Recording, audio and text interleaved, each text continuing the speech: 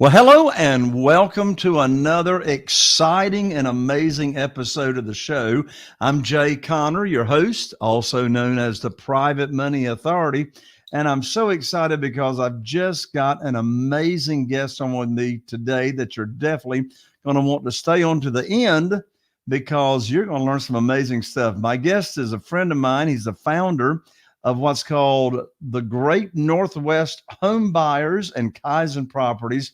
But even more importantly, and what he's really passionate about, he is the host of the show, the podcast called the Real Estate Investing Club. Well, he started out his career way back as a management consultant for one of the Fortune 500 companies. And at that time, when he was involved in that, he was just completely didn't have a clue as to what was going on in real estate. Well, he was with his Fortune 500 company for about 7 years in a cubicle. And one day he just finally decided enough is enough is enough. So he stumbled into real estate after buying this broken down triplex in Tacoma, Washington. And as they say, the rest is history. Anyway, he sold that first duplex. And then he knew he had the real estate investing bug. So he wanted to really get involved in things. So he continued to flip. He continued to do a wholesaling of homes in the greater Washington area until he finally found his niche that he's really the most excited about. And that is self-storage and mobile home parks. So after purchasing the first two mobile home parks in Washington State, he founded Kaizen Properties, which now operates nationally, and it buys and repositions self-storage and mobile home parks all across the nation. So he's got extensive experience across many different asset classes and strategies. So he's eventually decided to start what you know today as the Real Estate Investing Club podcast and YouTube show. There's a good chance you've already heard of him and met him, but just in case, it's my pleasure to bring right here on the show my guest today, Gabe Petersen. Hello, Gabe. Welcome to the show. Jay, yeah, thanks very much for having me on. That was quite the introduction. Well, it's easy to do a great introduction when I've got a great guest. So when did you start your podcast, the Real Estate Investing Club podcast? Yeah, that came about from COVID, actually. Before COVID, I was doing a lot of networking with other real estate investors, and COVID hit and I couldn't go out and shake hands. And so I decided to start a podcast, next best thing. And I'm glad I did. I have absolutely loved it. I love talking with my guests. You were on my show. We had a good conversation. So it's been a lot of fun. That is awesome. That's awesome. So, I mean, you've done, just about everything there is in real estate. I mean, you wholesaled, you've done flips, but now you're really attracted to mobile home parks and self-storage. So, and you can talk about them in any order you want to, but why have you been attracted? What are the benefits? Why are you so excited about self-storage and as opposed to other real estate opportunities? And why are you so excited about mobile home parks? Yeah. I mean, what I really like just about real estate in general is there's so many different ways to go about it. There's so many different asset classes, different, business models that you can attack. And so there's a lot of variety, a lot of opportunity out there. Self-storage, I like that it was a business. It's more of a customer seller relationship versus a tenant landlord. And so I like that. I like how the management works. It's a very easy management style that you can have with self-storage facilities. And so once I didn't start in commercial as a lot of people do. I started in flips. I started in wholesales and eventually worked my way up into commercial. And once I got there, I just kind of, looked at the scene and I looked around for what type of asset classes I wanted to dive into. And ultimately it was self-storage. Mobile home parks are both recession resistant asset classes. And so they've performed well historically in recessions. And I like that. Self-storage is just a lot of fun. It's fun to manage and buy them. We're closing on one right now. Actually, tomorrow is the closing date. So it's a lot of fun. It's good asset class to focus on. So, as far as your business model goes, for both self-storage and mobile home parks, my question is, do you look for distressed properties that you can, fix up and then flip them and sell them? Or do you look for distressed properties and you plan to hold them for the long term? Or what's the business model look like? Yeah, it's a little bit of both. I guess all of them we want to have, there needs to be an upside. So we're not looking at, class A facilities that buying them at a 5 cap and just holding them for 30 years. No construction or maintenance required. Don't look at those. I like to look at things that need a little love. If there's some wear and tear on the building, love that. If there's room for expansion, I love that. If maybe they haven't done the best at management and they've kind of let occupancy dip, love seeing that. So anywhere where I can add value is really what I like to see. Did I answer the full question there? I feel like that was a 2-parter, and I think I yeah. So in other words, so are you fixing them, you sell them, you hold them? In other words, what types are you buying and what's your exit strategy? Yeah. So, I said this already. I guess I forgot to finish out my answer. I'm doing both, and so there are a few of them that I'm going to do a long-term hold, and then others is a 5-year exit. And so we're buying, repositioning, and then selling on the upside. So what's your criteria of what to hold and what to sell? That one is really comes down to my own preference. If they're not giving me a lot of headache and there's good cash flow, then I want to hold it. If it's and also if there's other investors involved, if it's just me in the deal, if I put all the capital up and I got, there's a deal that I did seller financing, great terms, I put all the capital into it. The management's going well. So that one I'm gonna hold on to. Others, I have other investors involved. And when other investors are involved, I need to take them into consideration, and so that the exit time frame is a little bit sooner than if I were to do long-term hold or just put my own money into it. I got you. How do you find mobile home park deals? Yeah, I mean, it's that's the beauty of real estate, is that every type of marketing strategy works similar across all asset classes. So mobile home's no different than self-storage, than multifamily. And so we look mostly off market. That's what I like to look. I don't really like to look on market. So we do mailers. We do ringless voicemail, text blasts, cold calling. I think that's it. I think that kind of covers it. Well, that's interesting that, these asset classes, self-storage and mobile home parks, like you're not looking on LoopNet. You're looking for those properties that are not listed to be sold or not being promoted to be sold. Yeah. I generally find that if I can talk with the seller, one-on-one, then we can get terms that fit both parties better. When there's brokers involved, a lot of times the seller is not going to be amenable to like seller financing. I'm a huge fan of seller financing. Well, just like a house in the multiple listing service, you ain't gonna get seller financing in the multiple listing service. Yeah, exactly. And so I like that. In fact, 4 properties right now that I own are seller financed and great deals. It works on both ends. The seller gets more money and it's an easier close. We get terms. We can even give them more. We can increase the price if they give us better terms. And so it's a win-win for both parties, in my opinion. Are you your own negotiator? In other words, are you your own acquisitionist? Yeah, I have some acquisitions guys that help me out, but I do the negotiating and the offers. But yeah, I got a team with me, and we're crushing it, and they're just as, putting in just as much as effort as I am. What does your team look like? So for I guess we can split it between acquisitions and management. For the acquisition side, there's just 3 of us and then some VAs that help us out. And the 2 guys, they help with acquisitions and disposition. we do all the outbound marketing. I'll set it up and work with the VA to get the outbound marketing done. And then the warm leads will come in, and the acquisitions guys can pick them up if there's positive intent. And then, once we close, then I work with my property management, third party property management companies to manage the facilities. And they hire boots on the ground and all that stuff to keep them managed.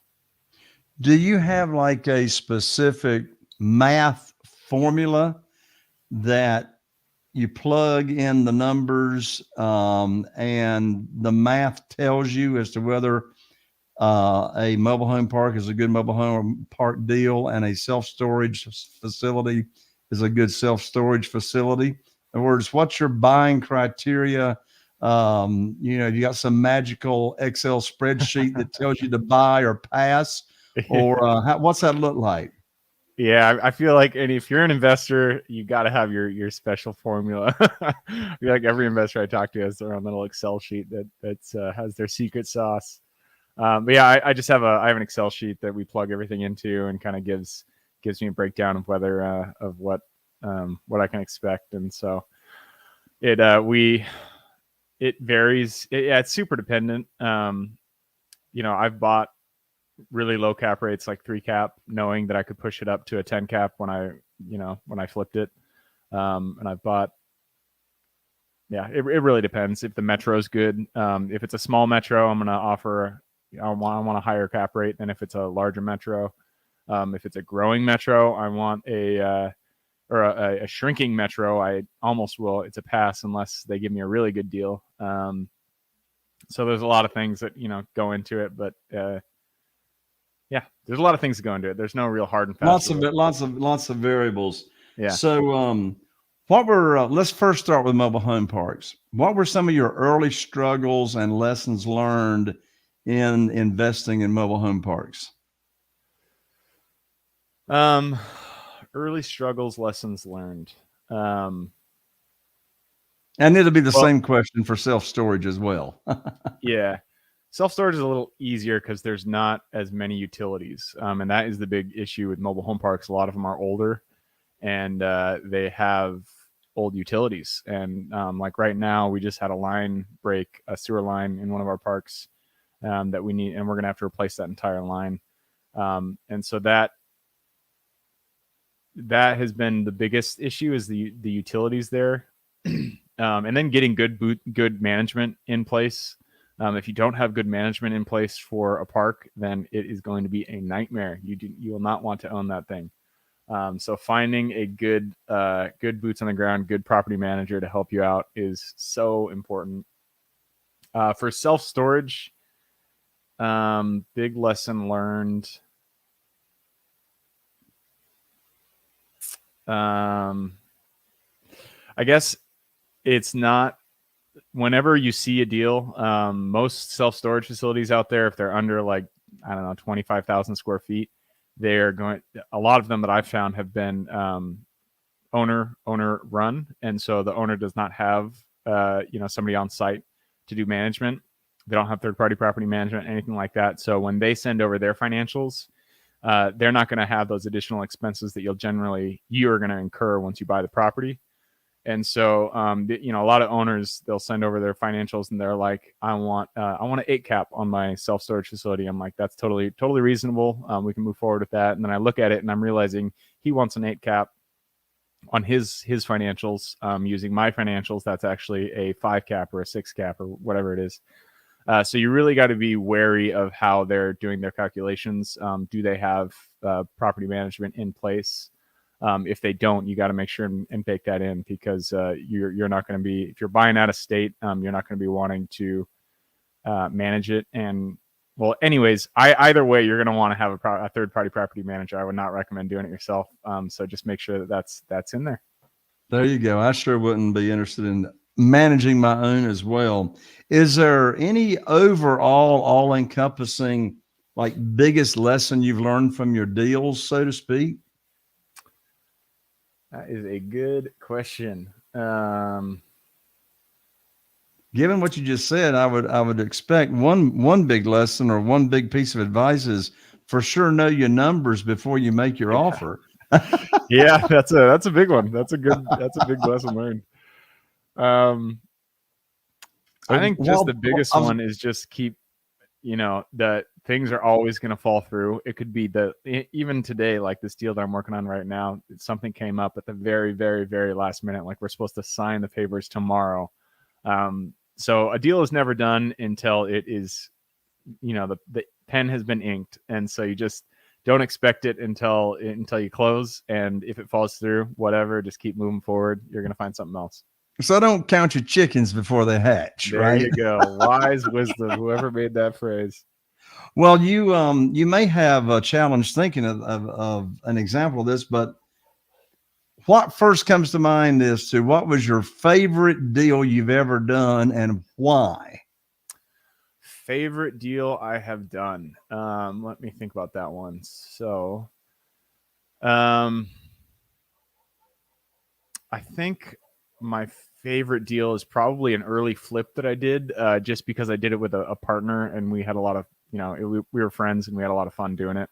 I love doing deals with other people that I vibe with and that So it was was it a joint venture? Yeah. And we just had a lot of fun, and that was probably my favorite deal just because of the relationship. Outside of that, in terms of just like numbers and whether it was a good deal, is probably the mobile home park that we own out in Moses Lake. The seller gave us absurd terms. It was like 2-point-something% interest, 11-year amortization, and we didn't put very much down. I can't remember what we put, but it was such a good seller financing that we basically got it, and now we're running it, and it's running pretty well. Sounds like that might have some nice positive cash flow. Yeah, it does pretty well. So let's talk about buying a property and repositioning it and like making it worth more money. So, and let's talk about both self-storage and mobile home parks. What can you do to those types of assets to increase the value to where if you wanted to exit it in 5 years, it would be worth so much more money than it is today? Yeah, I mean, that's another reason why I love this stuff is there's tons of ways to do it. The easiest one is always leasing up vacancy. So if you're buying a property that has 2 units occupied, and there's 100 units, if you lease up those 98 units, you're going to, more than triple your value. So leasing up is an easy one, and that can be done. A lot of times I see that they just don't market it and they don't have any marketing strategy. And so, 2 occupied is an extreme example, but a lot of times they'll have 60% occupancy and they just don't market their property. And that's an easy fix, an easy value add to come in there and push the vacancy, push the occupancy up. Other ways is expansion, fixing properties so if your property is in bad condition, and you're not able to get market rents because of that, maybe there's, I don't know, dirt roads, just a lot of garbage everywhere. It's just not an appealing property for somebody to come and live at. Then an easy way to do is just to fix up the property to the point where you can get market rent. And then also you can add ancillary income, mobile home parks, RV parks. You can add small laundry units. You can bill back for utilities.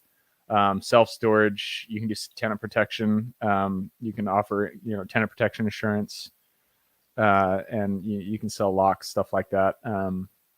So there's, I think the easiest one, the one that I really look for is vacancy. So if I'm looking for a property, I really try to find something that's vacant in a good metro, because of bad management. And that's my favorite thing to find. Gotcha. That makes a lot of sense. Gabe, what would you say it is about your personality or your daily habits or business practices or whatever that just really lends to your success? What have you got going on up here in between your ears that maybe some other folks don't, that drives your success? I think I'm just extra. I just don't give up, and that's the key. That's the only thing you need to do is just keep pushing. And and eventually you'll find success. I've had tons of failure stories. Real estate wasn't the first business I tried to run. I tried to do e-commerce, digital marketing agency, and I had a little success there, but nothing like I've seen in real estate. And so the key was just I didn't give up. And if you don't give up, then you can't lose. So just keep pushing through, and eventually you'll find success. Well, I experienced the same thing. I relied on local banks to fund my real estate deals when I started from 2003 to 2009. And then in February 2009, with no notice, I lost all my lines of credit, not because I didn't have a good credit score or not making payments, but I learned very quickly, not only myself, but like every other real estate investor in the nation, lost their lines of credit. And so through persistence and pushing forward, I learned all about private money. I'd never heard of private money or anything like that, and so that's how I got into private money. Private money actually was a without the challenge and the difficulty. And I'm sure you will agree that the biggest growth opportunity that comes along is when you're in the middle of a mess and you got to figure it out. Would you agree with that? Yeah, no, absolutely. It's when shit hits the fan that you really start to learn and grow and stretch, for sure. Yeah. Have you got a morning routine or any daily habits that you stick to? Man, I used to be a lot better at that. I don't these days. I really should get back into it, but if I were to be completely honest, I do not have a solid morning routine that I follow. My routine is mostly I get up, I get coffee. I kind of just sit. If it's warm enough, I'll sit outside and just kind of drink my coffee until I feel the urge to go and start working. And then I start working. I used to get up and work out. I still work out every day, but I do it in the afternoon. But I used to get up and work out and meditate and read and all this stuff. And I just got out of habit. I got to get back into there. I got you. Are you, by chance, an avid reader? You like to read? I do. Recently, I have not. I got papers flying everywhere because I got a window open. But recently, I've not been. I've been working too much. I haven't been able to pick up a book recently. But That's right. Used to read a lot, and I'm a big fan of reading. As of all the books you've read, which book have you given away the most, or had the biggest impact on you personally? Meditations by Marcus Aurelius. That is my favorite kind of just general life wisdom book. Everybody's heard of that book by now, but for those who haven't, it's just one of the old Roman emperors. He carried a journal when he was on his military campaigns, and he just wrote down some smart stuff. And it's a pretty concise read, but it's really, really, really nice. That and Seneca. I can't remember the title of the book, but one of Seneca's books that I really like. Okay, I got you. And so, who do say again? Who is Meditations by? Marcus Aurelius. Okay, I've heard of the book, but I haven't read it myself. Yeah, it's a really good one. Cool. What's your superpower, Gabe? My superpower. Not giving up. Yeah, I don't want to sound like a broken record, but my superpower is just not giving up. It's just,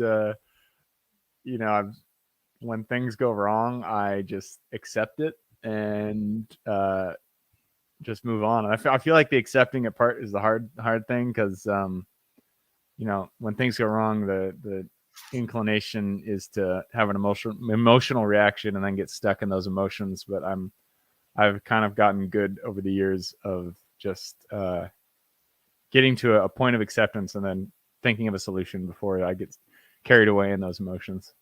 Cool. So let's say someone wants to get started in self-storage, but they know nothing about it.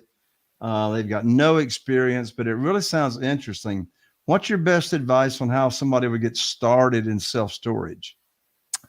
The best way is to get a JV partner. Maybe you have money, if you have money, you can bring it as a silent partner. If you have anything else you can bring to a deal, just find somebody who has experience and then do a JV with them. Second best is just to learn online. So you can, there's tons of YouTube channels out there. My YouTube channel, the Real Estate Investing Club. I'm sure you have some additional self-storage guys that come on your podcasts.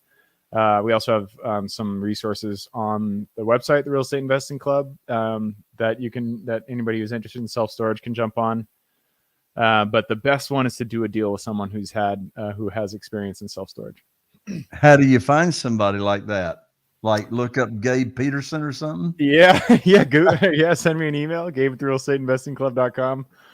Or you can just go into any of there's tons of Facebook groups out there that have, they're specifically focused on self-storage. Just ping that group, say, hey, I got X, whatever it is, and I can love to do a JV deal. Reach out if you're interested. Would you say your answers are the same for someone that wants to get started in mobile home parks? Yep, exactly the same. Do a JV or, do online education. Are there mobile home park investing Facebook groups? Absolutely. There's a Facebook group for everything. That's my opinion. I was going to say there's probably a Facebook group for everything. So Gabe, of course, I'm big into private money. Have you used private money in your self-storage businesses and in your mobile home park business?